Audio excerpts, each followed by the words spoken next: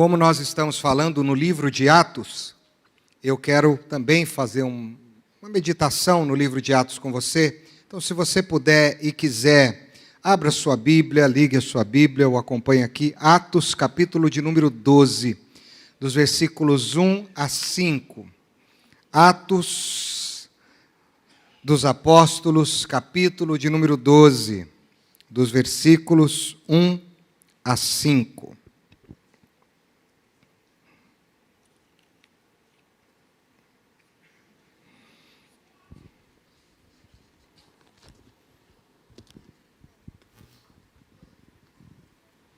Assim nos diz a palavra do Senhor. Nessa ocasião, o rei Herodes prendeu alguns que pertenciam à igreja com a intenção de maltratá-los. E mandou matar à espada Tiago, irmão de João. Vendo que isso agradava os judeus, prosseguiu, prendendo também Pedro durante a festa dos pães sem fermento. Tendo-o prendido, lançou-o no cárcere, entregando-o para ser guardado por 4 escoltas de 4 soldados cada uma. Herodes pretendia submetê-lo a julgamento público depois da Páscoa. Pedro, então, ficou detido na prisão, mas a igreja orava intensamente a Deus por ele. Versículo 6. Na noite anterior ao dia em que Herodes iria submetê-lo ao julgamento, Pedro estava dormindo entre 2 soldados, preso com 2 algemas, e sentinelas montavam guarda à entrada do cárcere. Repentinamente, apareceu um anjo do Senhor, e uma luz brilhou na cela. Ele tocou no lado de Pedro e o acordou. Depressa, levante-se, disse ele. Então as algemas caíram. Repita comigo essa expressão, eu vou dizer e depois você diz. Então as algemas caíram. Diga comigo. Então as algemas, mais uma vez. Então as algemas caíram dos punhos de Pedro. O anjo lhe disse, vista-se e calce as sandálias. E Pedro assim fez. Disse-lhe ainda o anjo, põe a capa e siga-me. E saindo Pedro seguiu, não sabendo que era real o que se fazia por meio do anjo, tudo lhe parecia uma visão. Tudo lhe parecia uma visão. Passaram a primeira e a segunda guarda, e chegaram ao portão de ferro que dava para a cidade. Este se abriu por si mesmo para eles e passaram. Tendo saído, caminharam ao longo de uma rua e, de repente, o anjo o deixou. Então Pedro caiu em si e disse, agora sei, sem nenhuma dúvida, que o Senhor enviou o seu anjo e me libertou das mãos de Herodes e tudo o que o povo judeu esperava. Percebendo isso, ele se dirigiu à casa de Maria, mãe de João, também chamado Marcos, onde muita gente se havia reunido e estava orando. Pedro bateu à porta do alpendre e uma serva chamada Rode veio atender. Ao reconhecer a voz de Pedro, tomada de alegria, ela correu de volta sem abrir a porta e exclamou, Pedro está à porta. Eles, porém, lhe disseram, você está fora de si. Insistindo ela em afirmar que era Pedro, disseram-lhe, deve ser o anjo dele. Mas Pedro continuou batendo, e quando abriram a porta e o viram, ficaram perplexos. Mas ele, fazendo-lhe sinal para que se calassem, descreveu como o Senhor o havia tirado da prisão e disse, contem isso a Tiago e aos irmãos. Então saiu e foi para outro lugar. Palavra de Deus. Vamos falar de oração. Oração, sem dúvida nenhuma, é o elemento na vida do cristão que amplia os seus horizontes visuais. A oração nos faz enxergar o impossível. A oração nos faz enxergar com os olhos do Pai, com os olhos do Filho e com os olhos do Espírito. Quando nós oramos e estamos na presença do Pai, existe um mundo que se abre para nós que é desconhecido. Pela fé, nós podemos ver muitas coisas acontecendo. E eu não tenho dúvida de que quando esse povo aqui orava, pela fé, a sua capacidade visual se amplificou. E com certeza, quando eles oravam pelos discípulos que estavam sendo perseguidos, por aquelas famílias que já haviam perdido os seus parentes especiais por causa do amor a Jesus, e quando eles oravam para que o Senhor intervisse naquela situação, eu não tenho dúvida nenhuma de que eles viam um mover sobrenatural de Deus acontecendo. A oração é um grande desafio na nossa vida. E prevalecer em oração é uma das maiores bênçãos que o cristão pode ter na sua vida. Prevalecer em oração significa você orar sem desanimar. Você orar de uma forma disciplinada. Você orar e eu orar sem nós nos intimidarmos diante das dificuldades que estão diante de nós ou dos adversários e adversidades que estão diante de nós. A oração é a chave que abre a porta para uma realidade sobrenatural. Eu não tenho dúvida disso. A oração deixa clara muitas coisas na nossa vida e eu já tive algumas experiências de oração muito interessantes. E quero começar contando uma delas. Eu me lembro que em 1992 eu estava morando em São Paulo, morava com a minha mãe. Eu sou de São Paulo, capital, nasci lá. Em 92 eu decidi sair do interior e voltar a morar em São Paulo para tentar o meu ramo de profissão naquela ocasião que eu era radialista, eu era locutor de FM. E a minha mãe trabalhava na Rádio e Televisão Bandeirantes, ela era cozinheira do João Saad, ela que cuidava da comida da diretoria e fez isso por muitos anos. Então, sabendo que ela era uma pessoa de confiança, sabendo que ela tinha influência, eu decidi ir para São Paulo para tentar a vida lá com a gente fala uma cunha, né? Com uma ajeitadinha. E fui tentar essa vida, foi uma experiência muito boa, tive o privilégio de ter a oportunidade de me ingressar na Rádio e Televisão Bandeirantes, mas Deus me proibiu no dia que a porta se abriu. Isso aqui eu conto outro dia, porque eu não quero contar essa história. Mas o fato é que em São Paulo eu tive a oportunidade de conviver com alguns tios por parte de mãe que eu não convivia, porque os meus pais eram separados desde os meus 5 anos de idade. E nesse ano, uma peculiaridade nos chamou a atenção. O meu tio Marcos, ele começou a ficar doente. A princípio parecia que ele tinha uma úlcera. A princípio parecia que ele tinha uma gastrite, parecia que ele tinha um refluxo muito intenso. E ele começou a fazer exames e procurar médicos para tentar resolver esse seu problema de saúde, mas cada exame que ele fazia não acusava absolutamente nada. Para a úlcera não acusava úlcera, para gastrite, para refluxo e assim sucessivamente. Mas o fato é que ele emagreceu. Em 3 meses ele deve ter emagrecido uns 30 quilos. Ele ficou pesando aí uns 40 quilos. Um homem adulto, ficou pele e osso. Eu já tive a experiência de conviver com pacientes terminais de AIDS. Já vi, parecia uma cena de um quadro de portador de HIV já em fase terminal, só pele e osso. Era tão grave a situação dele que ele não conseguia nem mexer a boca. E aí já tinha recebido de Deus o desafio de voltar para o interior para terminar meus estudos, que eu não tinha terminado. E eu fui me despedir da família e a minha mãe disse assim, vamos lá ver o tio Marcos, orar por ele? Ela já sabia que eu queria ser pastor e a minha mãe ainda não tinha tido uma experiência com Jesus. Falei, vamos lá, vamos embora.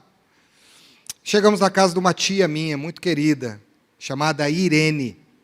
Quando chegamos lá, estavam os meus outros tios e trouxeram esse meu tio, que já estava com muita dificuldade de se locomover, mas trouxeram ele para a gente orar com ele. Minha mãe, então, disse assim, minha mãe paraibana, né? Coisa linda, tenho saudade daquele sotaque, ela disse, Ricardo vai fazer oração por Marcos. Me lembro como se fosse hoje. Só que ela disse, antes nós vamos fazer aqui o terço, nós vamos rezar o terço. Aí ela falou, pode? Eu falei, pode rezar, manda a brasa aí. Então eles fizeram lá e eu fiquei esperando, e naquele momento eu estava orando, e naquele momento o Espírito começou a me dizer que alguma coisa fora da normalidade estava sobre o meu tio, e não era físico, era espiritual. E depois que eles terminaram de rezar, né, que se fala o terço, eu tive a oportunidade de fazer uma oração. Minha mãe disse, Ricardo está indo embora, quer ser pastor, vai voltar para o interior, ela fazia assim, né? E agora ele vai fazer uma oração. E eu fiz uma oração muito simples. Eu orei assim, Senhor Jesus, o Senhor é o Deus sobre todas as coisas, glorifica o teu nome sobre a vida do meu tio Marcos. Naquele momento, quando eu fiz esta oração, segurando uma das minhas mãos estava um outro tio. Eu disse que eu estava com vários tios. Você está comigo ou não? Vai imaginando a cena, uma roda. Estava o tio Renato. Naquele momento o tio Renato caiu de joelho, ele começou a urrar, começou a cuspir um cuspe preto, e ele ia até meu tio, e ele começou a fazer assim, como se fosse um contrário. E ia para a porta e cuspia. E ali todo mundo ficou com pânico, com medo, achando que alguma coisa pior ia acontecer. Mas havia um discernimento de que quando a gente ora no nome de Jesus, a oração faz o impossível acontecer. O fato é que, depois daquela cena, passou, eu disse assim, eu sinto que, na autoridade de Jesus, Jesus mandou que quem colocou essa doença nele tirasse agora. E fui embora. E eles ficaram por ali. Voltei para o interior, continuei conversando com a minha mãe. Primeira notícia que eu recebi do meu tio, poucos dias depois, é que ele já tinha engordado 3 quilos. Depois passou um mês, ele já estava engordando, e ele começou a parar de se sentir mal. Bom, para resumir, meu tio Marcos está bem até hoje. Teve uma experiência com Jesus. Minha mãe morreu, faleceu de um infarto, mas morreu com Jesus. Meu tio Renato, que estava naquela casa, teve uma experiência com Jesus. Quando a gente ora, nós entramos num território desconhecido. E eu tenho essa experiência como uma das experiências mais fortes que eu já vivi em toda a minha caminhada com Jesus. Porque eu creio que quando estes discípulos oraram e viram Pedro voltando, e alguns até acharam que era o anjo, porque Pedro já tinha morrido, né? Ele foi dar um tchauzinho antes de subir para o céu, fez uma ponte ali, né? Eles estavam crendo que algo sobrenatural acontecesse, e, de fato, algo sobrenatural aconteceu.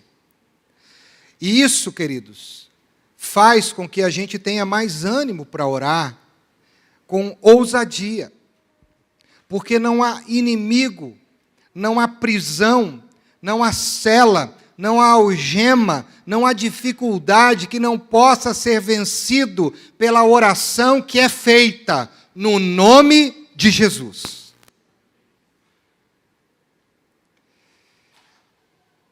E quando nós olhamos para a palavra de Deus, nós vemos homens e mulheres que viveram uma experiência com Deus transformadora.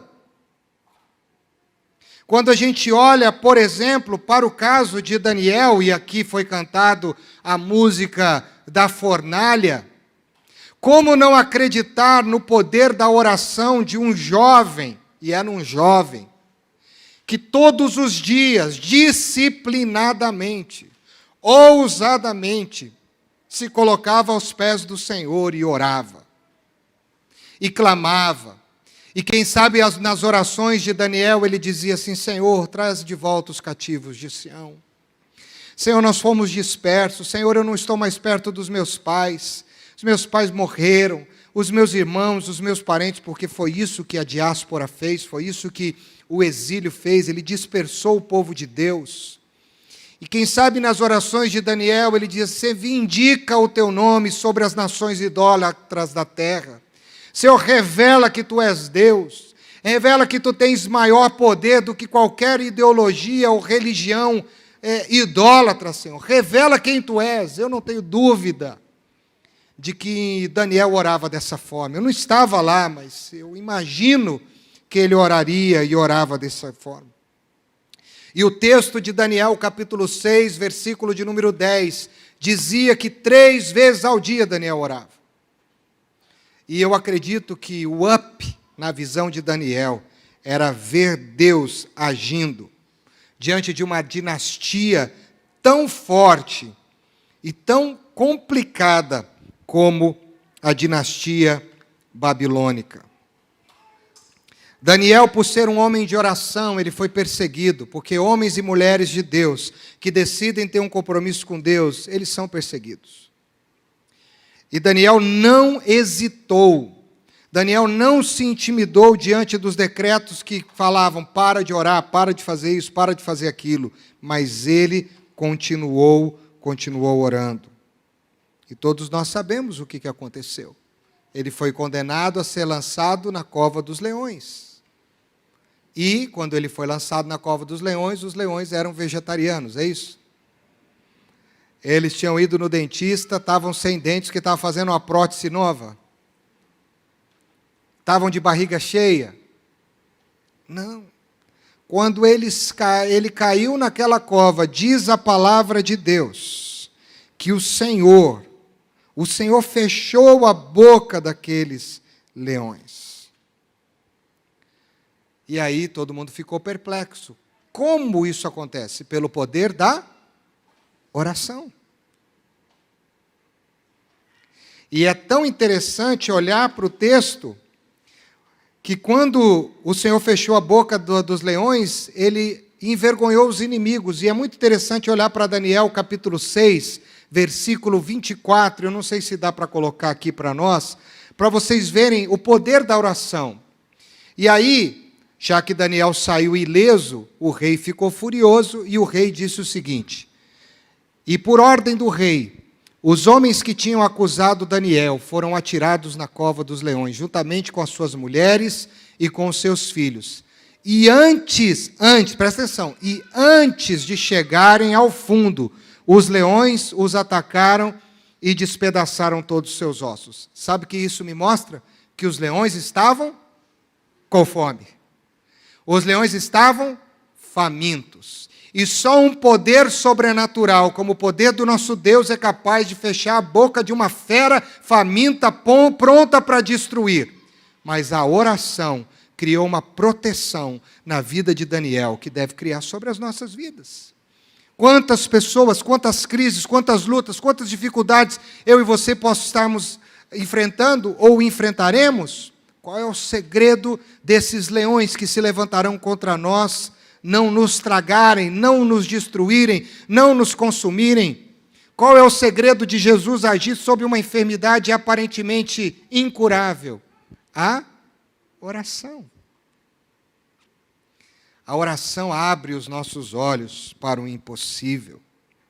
Eu glorifico a Deus, porque depois, quando você percebe isso dentro de uma nação idólatra, acontece o segundo milagre. Um homem idólatra, versículo 27 do capítulo 6, vai dizer o que lá, em Daniel? É o rei falando, ele vai dizer assim, esse Deus que livrou Daniel, ele diz assim, ele livra e salva, faz sinais e maravilhas no céu e na terra, livrou Daniel do poder dos leões. Meus irmãos, nós esse ano temos buscado falar sobre espiritualidade. E esse tema up, que a gente começou a falar semana passada, que tem a ver com uma expressão no inglês, que é uma preposição. Preposição liga um elemento a outro dentro de uma oração. E uma das coisas que eu acredito que podem dar um up na nossa capacidade de enxergar as dificuldades que nós temos é a oração. Nós precisamos ter uma vida na presença do Pai, porque homens e mulheres que oram, o inimigo foge. O inimigo tem medo de uma pessoa que está de joelhos diante do Pai.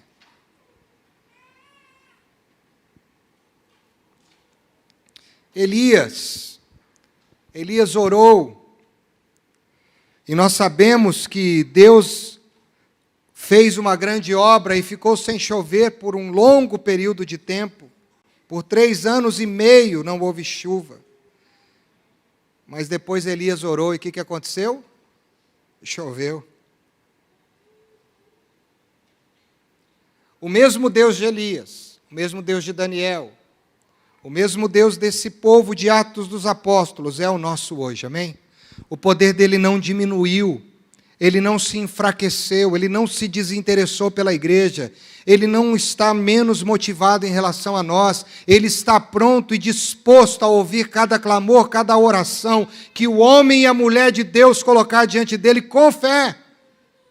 Ele é o mesmo ontem, hoje e sempre será. E nós, como igreja, precisamos ter a visão do poder da oração. Precisamos abrir mais os nossos olhos a respeito do que o Senhor pode fazer quando nós oramos. A oração muda diagnósticos, querido.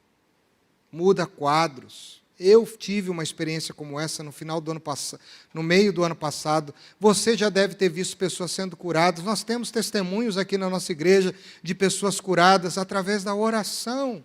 Mas a oração que é feita no nome de Jesus. Segundo Reis, capítulo 20, conta a história de um rei. Não sei se você conhece esse rei, chamado Ezequias. E Ezequias recebeu um decreto de morte. Veio um anjo do Senhor até Ezequias, esse rei, está em 2 Reis, capítulo 20, dos versículos 1 a 11. E disse para ele, olha Ezequias, põe tua casa em ordem, porque morrerás e não viverás. Põe a sua casa em ordem, pois você vai morrer e não se recuperará, nessa versão. Ezequias ficou tomado de um pânico, mas ao mesmo tempo de uma fé tão grande que ele fez uma oração ousada. Ele disse, Senhor, não permita que isso aconteça comigo. Eu sei que todo mundo vai morrer, Senhor. Eu sei que todo mundo está destinado à morte, mas eu não gostaria de morrer agora. Eu entendo, Senhor, que talvez o Senhor tem mais para a minha vida, o Senhor tem mais através da minha vida. E você sabe o que aconteceu, né? Eu não vou continuar lendo o texto. O Senhor deu mais 15 anos de vida para esse homem. Quando Moisés orou, crendo no poder de Deus, o mar se abriu. Quando Moisés orou, crendo na dependência de Deus, Deus tirou o povo do Egito. Quando o povo de Deus orou, Deus quebrou as algemas que prendiam Pedro numa prisão. Você prestou atenção como que estava a prisão, né? A prisão tinha 4 escoltas de 4 homens para um homem. Eram 16 por 1. Fora isso, dentro da cela, tinha mais 2 e Pedro estava algemado. E geralmente aquelas algemas, quando fala de algemas, naquela época, não era só na mão. Se algemava pelas mãos e pelos pés. Agora eu vou dar uma de velho aqui, mas os mais velhos vão lembrar de mim. Nem o David Copperfield. Oh, Jesus amado. Quem lembra do David Copperfield? Você lembra, né, Cacá? Ah, é. Nem o David Copperfield, que era um escapista da minha época lá atrás, conseguia. Mas o que aconteceu? Enquanto a igreja orava, aquilo tudo foi vencido. A oração. Pedro saiu da cela e diz o texto que talvez ele tenha estado num transe, porque eu acredito que ele passou por entre as ferragens, passou entre os inimigos, os adversários, e eles não perceberam. Isso é cena de filme de ficção científica. Nem uma Missão Impossível faz um negócio desse. Mas o poder da oração faz. E eu não consigo acreditar que esse mesmo Deus deixou de ter o mesmo poder de ontem, hoje. Eu não consigo acreditar que Ele se esqueceu de nós. Eu não consigo acreditar que Ele não possa fazer isso hoje. Eu acredito. Que Ele pode curar, que Ele pode libertar, que Ele pode trazer um coração duro a um coração quebrantado na presença dEle, que Ele pode restaurar uma família, que Ele pode restaurar uma situação, que Ele pode restaurar tudo.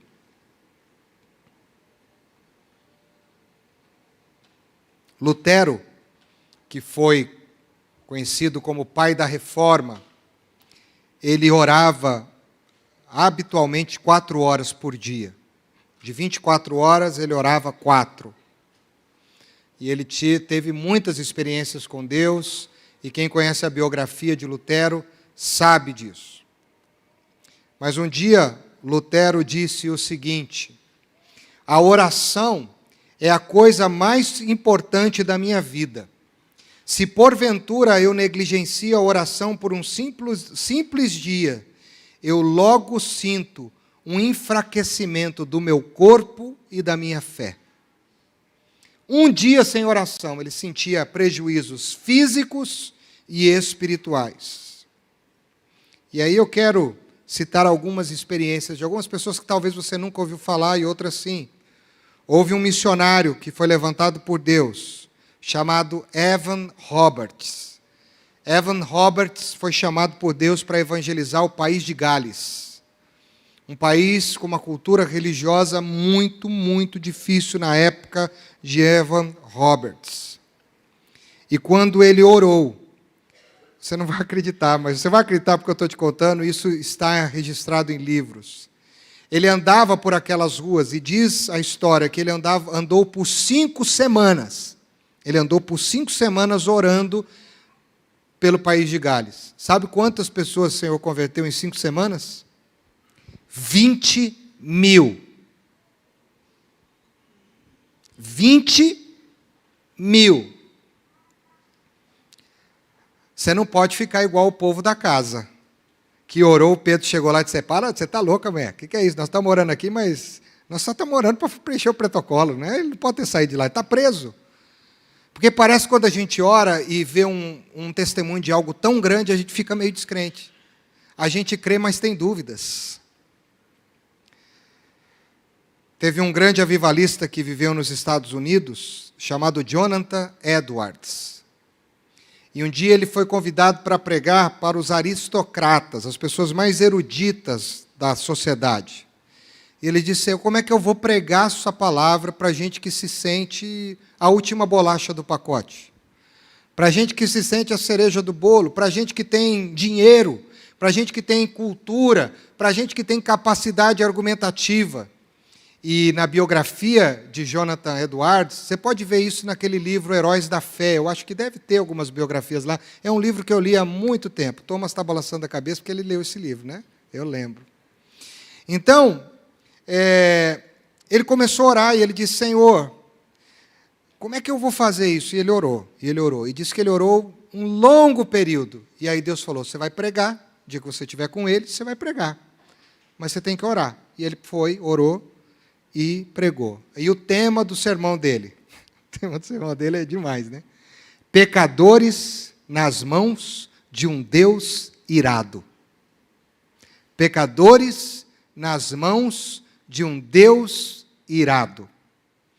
E diz que depois que ele terminou de ler o texto e começou a falar as primeiras palavras, aqueles homens, eu fico até arrepiado, gente. Aqueles aristocratas de terno, de gravata, todo colarinho lá, colarinho branco, sabe? Era tamanho o poder da presença do Espírito que alguns se lançavam no chão, outros se seguravam nas colunas do ambiente, dizendo: nós vamos morrer se Deus não nos salvar, nós vamos morrer se Jesus não nos salvar. E todos aqueles homens, nesse dia, tiveram uma experiência de transformação.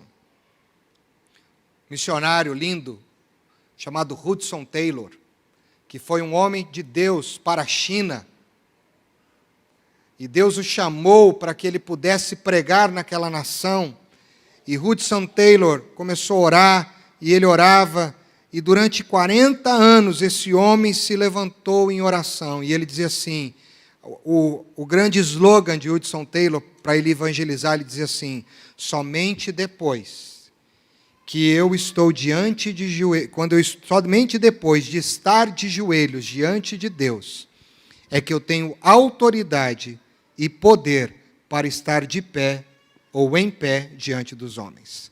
Somente depois que eu estou de joelhos diante de Deus, é que eu tenho autoridade e poder para estar em pé diante dos homens. Oração não é uma coisa que a gente faz paulatinamente, de vez em quando. Oração é um estilo de vida. Falar com Deus é algo que a gente tem que fazer habitualmente e o tempo todo. Poderia citar outros, mas vou citar mais alguns dois aqui. Tito Coan foi como missionário enviado por Deus para falar para os povos havaianos que tinham uma cultura religiosa muito complicada. E ele ficou poucas semanas no Havaí. E o Havaí tinha aquelas culturas relacionadas à natureza, os seus deuses relacionados à natureza. E Tito Coan orou, e Deus fez uma obra através da vida dele. Meus irmãos, a oração abre o horizonte para o impossível e faz os nossos olhos enxergar aquela pessoa mais resistente, mais difícil, aquela situação mais impossível, aquela improbabilidade que é improvável mesmo. Quando a gente ora com fé, é através desse ambiente que a gente consegue enxergar a situação sendo mudada, a pessoa sendo liberta, a pessoa sendo curada e a improbabilidade se tornando uma grande, linda, maravilhosa probabilidade, que para Deus não é impossível. Mas a impressão que eu tenho, e eu tenho tentado buscar uma vida de oração, e fui muito incomodado com o seminário de intimidade com Deus o ano passado, você está comigo? É de que nós estamos tímidos. Nós estamos muito tímidos. E a gente precisa orar com mais fé. Nós voltamos com as células essa semana, e eu quero dar uma palavra para cada líder de célula, para cada auxiliar de célula, para cada pessoa que está envolvida com célula. Uma das nossas metas é ganharmos os perdidos, as pessoas que ainda não tiveram experiência com Jesus. Então, na hora daquele movimento que vocês vão orar pelas pessoas que vocês querem alcançar, no momento da oração, orem com fé. Não se intimidem pela dificuldade. Não se intimidem pelo histórico da pessoa. Não se intimidem pelo estilo de vida hoje dela. Jesus pode fazer o impossível. Então vamos orar. Vamos orar nas nossas células. Vamos orar. Vamos ter um tempo de oração, de derramamento do Espírito, crendo que a oração do justo pode muito em sua eficácia. Quando eu olho para esse texto, eu estou voltando para o texto, eu fico extremamente empolgado, porque eu percebo que o primeiro suspiro da igreja, em Atos dos Apóstolos, foi a oração. Enquanto eles estavam reunidos em Jerusalém, eles estavam orando, aguardando o que Jesus mandou eles fazerem. Vocês fiquem em Jerusalém até vir do alto sobre vocês o Consolador. Eles estavam em oração. Quantas coisas aconteceram na vida de homens e mulheres de Deus quando eles estavam em oração. E eu não posso deixar de dizer que quando nós oramos, e isso está no versículo de número 7 de Atos 12, as algemas caem. Alguém pode dizer um amém para isso? Quando nós oramos, as algemas caem. As algemas caem simplesmente por causa do poder de Jesus. E eu não sei que tipo de algema talvez você esteja visualizando agora. Talvez a sua algema seja na área financeira. Talvez a sua algema seja na área da saúde. Talvez a sua algema seja no seu casamento. Seja relacionada a alguém da sua família. Seja relacionada ao seu trabalho. Talvez a sua algema esteja relacionada às suas emoções, às prisões emocionais que você carrega. Mas a Bíblia diz que enquanto eles oravam, as algemas caíram. Você crê nisso? Eu tenho muitas experiências que eu podia contar para vocês sobre oração. E quantas pessoas que eu vi sendo libertas ao longo desses anos de ministério, quantas experiências tive com Deus através da oração. Mas o que eu gostaria de te dizer nessa noite é que essa experiência de Atos, ela está disponível para a igreja de hoje. A igreja de Atos não é diferente da IPI Filadélfia. Aquelas pessoas que estavam orando naquela casa não são diferentes de uma célula orando nas casas. Aquelas pessoas não têm nada mais de especial do que vocês. nós precisamos orar. Se nós queremos ver as pessoas salvas, se nós queremos ver esses bancos preenchidos, e eu tenho orado para que Deus nos traga vidas, vidas, vidas. Moody disse: Senhor, dá-me alma, senão eu morrerei. E quando eu vejo essas oportunidades aqui, eu penso que nós precisamos orar mais ousadamente. E quanto for maior a dificuldade, mais você ore. Quanto maior for a dificuldade, mais você se encoraje a orar pelo poder do Espírito Santo. Porque quando a gente ora com fé, o improvável vai acontecer. O povo estava orando e você vai concordar comigo. Olha aqui na minha direção. Olhe para mim. Você vai concordar comigo que a última pessoa que aquele povo esperava naquele dia que ia bater na porta era quem? Era Pedro. Eles estavam esperando um outro discípulo. Estavam esperando alguém dizer: ó, Pedro morreu. Mataram Pedro. Pedro fugiu, sei lá. Mas a última pessoa que eles esperavam era que Pedro batesse na porta. Eu encerro essa mensagem hoje te dizendo uma coisa.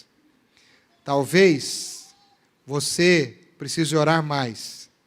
E talvez a última pessoa que você espere bater a porta seja essa que vai bater na sua porta, enquanto você estiver orando.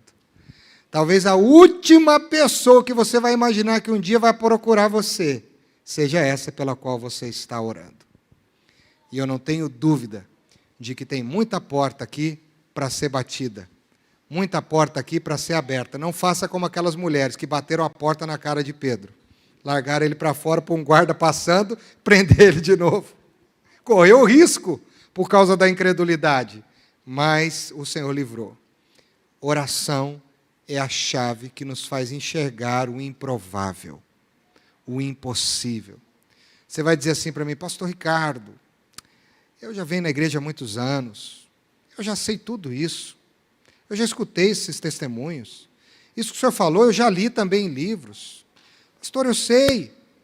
Então, se você sabe, que bom, mas agora o que falta? O que falta é a coragem e a ousadia de crer que isso pode acontecer com você hoje. Que isso pode acontecer na sua casa hoje. Que isso pode acontecer na sua história hoje. Que isso pode acontecer nessa igreja hoje. Que isso pode acontecer nessa cidade hoje. A oração abre os horizontes para o improvável. Por isso vamos ter isso, porque aquele povo e Pedro, diz o texto, tiveram uma visão, e nós lemos esta palavra aqui, daquilo que o Senhor é capaz de fazer. E eu gostaria muito, no nome de Jesus, que como nós lemos no início desse culto, eu nem imaginaria que eu iria pregar hoje. Eu era a última pessoa da igreja que ia pensar que ia pregar, era eu.